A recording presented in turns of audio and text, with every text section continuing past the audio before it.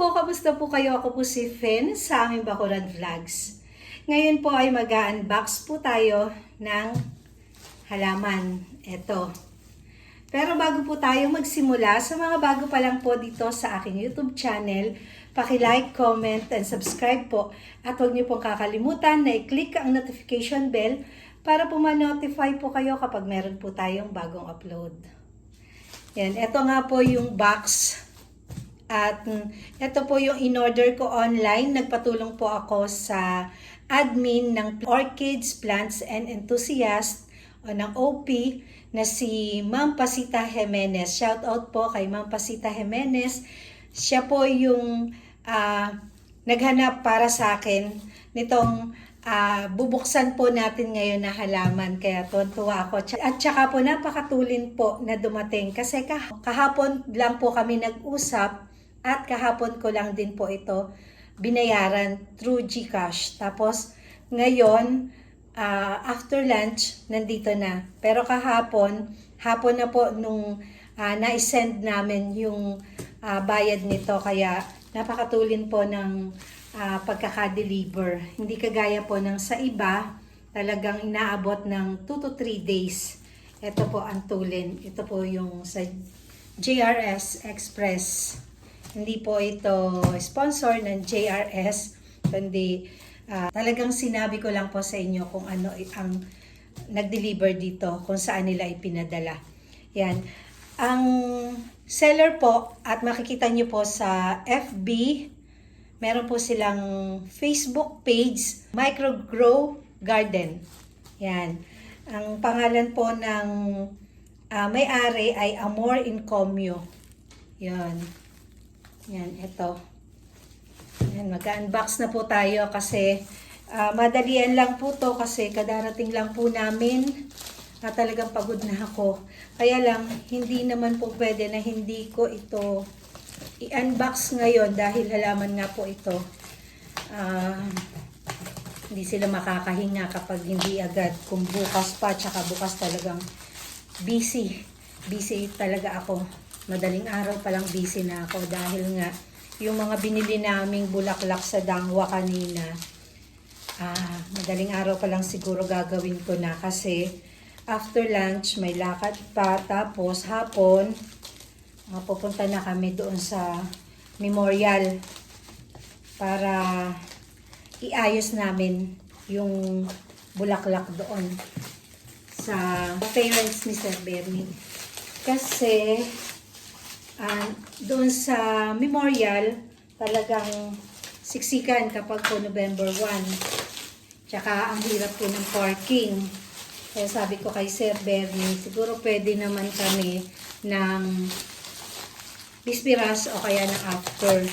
Kaya gusto ko ng bispiras ng All Saints Day o All Souls Day para kapag dumating yung November 1, meron ng bulaklak doon sa memorial, doon sa parents ni Sir Bernie kasi mahirap naman yung iba, may mga bulaklak, may mga tulos na nakandila, sila wala pa.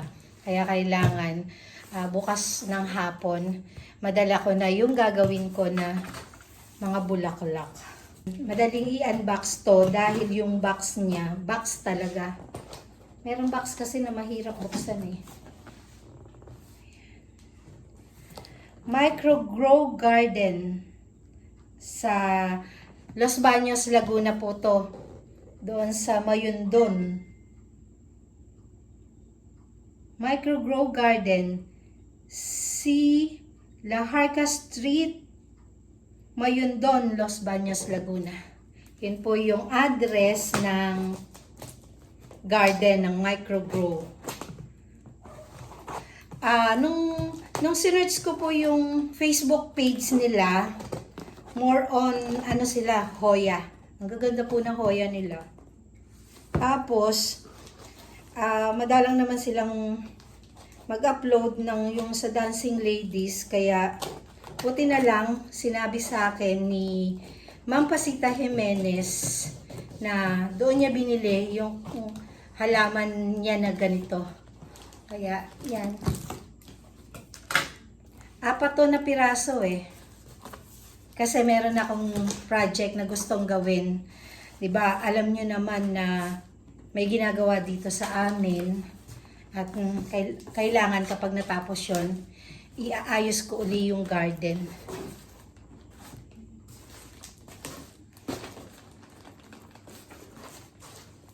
Ayan. Ang tigas-tigas ng kanilang box. At saka mura po yung ano nito, yung SF, yung shipping fee.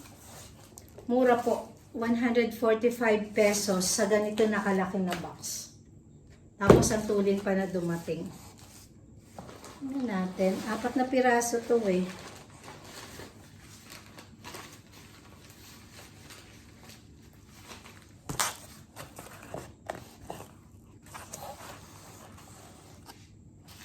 Ayan. Sabi ko, pinatutulog na ako ni Sir Bernie kasi nga, aga pa raw ako gigising bukas. Kaya matulog na raw ako. Sabi ko, kailangan kong i-unbox to kasi baka malanta. Yan, may mga ganito-ganito siya, oh. Ayan. Eto, nakita ko na po yung picture nito. Actual picture po yung binigay niya sa akin. At nagustuhan ko naman. Yan, oh. Nakikita niyo ba to? Hulaan niyo kung ano. Pero hindi. Ito po ay isa klase ng orchids. Ito po ay yung native na Oncidium dito sa atin. Kung babalikan nyo yung mga video ko, meron na po ako 2 variety ng Oncidium. Yung Dancing Ladies nga po na ganito na native at saka po yung hybrid. Kung babalikan nyo yung ilan sa mga video ko na tungkol dito sa Dancing Ladies na kasing taas ko po yung spike niya. Ito yung isa sa variety nun. Kaya lang ito yung native dito sa atin. Yung mabilis lumago na ganito po yung ano niya, oh.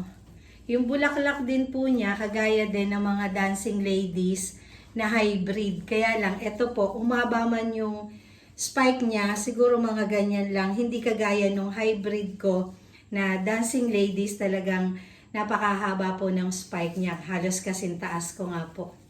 Yan, oh. At ang malago. Ang presyo po nito ay 250 pesos ang isang ganito. Tinanggal na po nila sa pot para daw po kapag kinilo, yun, hindi na mabigat. Ayan. Malago naman, kaya nakakatuwa. At may bulaklak na. Ayan, itong ayon hanggang bukas, puro kalat ako. Wala akong gagawin kundi sa madaling araw, maglaba. Tapos, hanggang naglalaba, gagawa na ako, mag-a-arrange ako ng bulaklak. Kasi, ang daming lakad. Busy na naman, tapos hindi pa tapos yung pinagagawa namin dito. Kaya, yun. Busy na naman ako. Kaya, hinihintay na naman ako nila Mama Donna sa video ko. Yan, shout out kay Mama Donna ng Mama.Donna TV. Yun po yung channel niya, Mama.Donna TV. Ayan, nihintay niyan yung aking shout out. At saka kay Ate Jo ng Josephine Bauyon. Yun naman po yung channel niya, Josephine Bauyon. Si Mama E ng A Day with Mama E. Tapos si Sis Weng ng Weng BT Halamanay. Tapos shout out din po kay Sis Rolly Seals ng Rolly Seals Vlog. Kay Sis Chu ng Chu Masinas Vlog. Kay Sis Alma ng Plant Heartbeats with Alma. Kay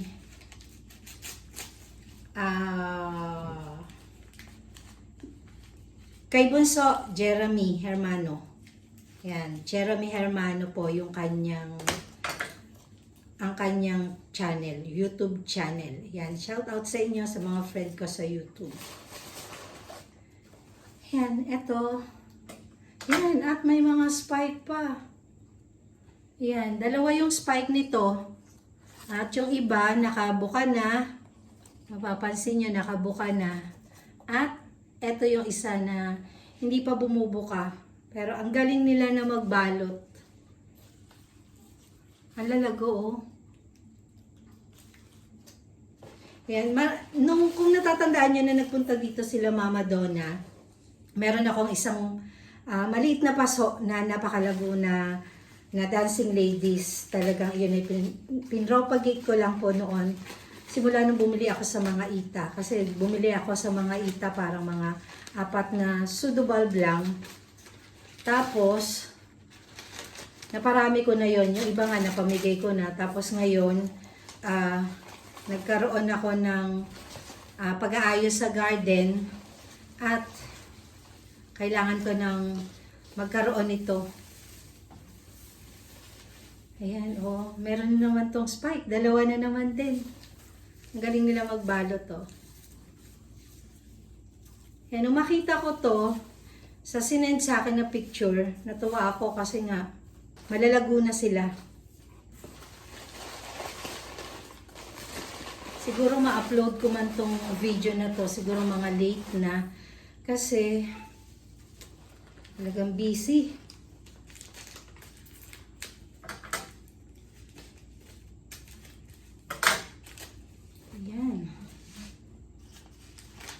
Ang talagang akala ko mga after pa ng November 1 to madi-deliver.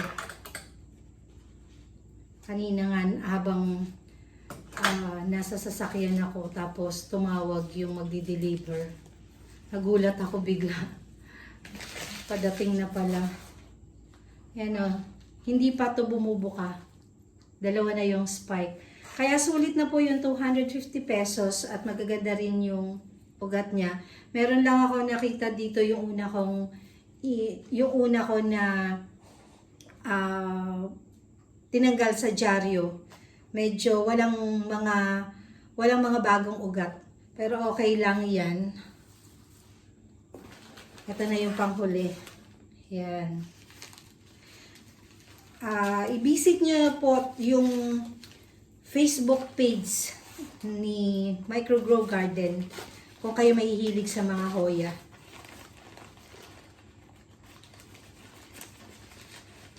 Ito na po yung panghuli. Ito, isipin ko kung saan ko ilalagay kasi yung pusa namin na bago, si Cream O, lahat talaga hinihigaan niya. Hindi ko alam kung saan ko to ilalagay.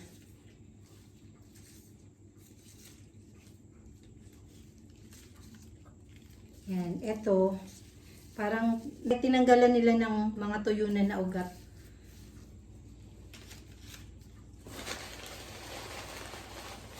Pag nakita ng pusa namin to, itong box na to. Kalat na naman. Yan, ito lang yung hindi ganun kalago, pero okay lang to. Yan, maganda naman.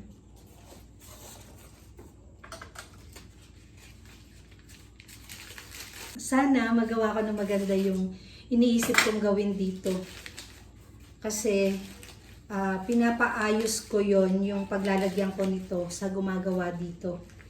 Kasi kailangan na i-welding yung paglalagyan nito.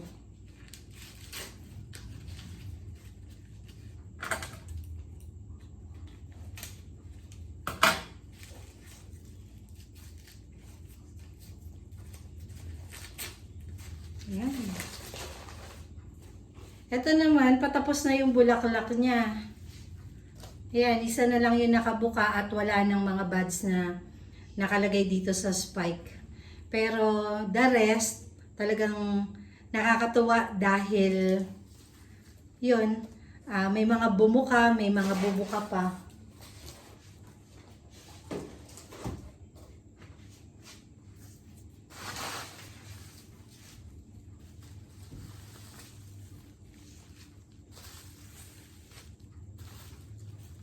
Yan, eto na po lahat yung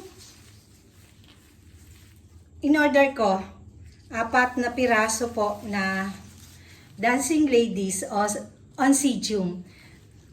Yan, native lang po to. Sana madagdagan pa, kaya lang, syempre, ipon muna uli bago bumili uli. Siguro ito, mapaparami ko na to. Ito muna, at saka yung isa pa na orchid, so ilalagay ko doon sa gusto ko ilagay. Makikita nyo rin naman yung gagawin ko na yun na project para doon sa garden na iaayos ko. Pero sa totoo lang po, marami po ako namatay na orchids dahil nga po doon sa mga doon na tambak sa my garden set ko, yung mga pinagbaklasan po ng bahay kubo namin, yung mga tabla nando doon. Hindi ko napupuntahan, hindi ko naaabot, hindi ko naaalagaan talaga yung mga orchids na nandun. Nakita ko may mga namatay na talaga. Pero sana matapos na at nang maiayos ko na lahat.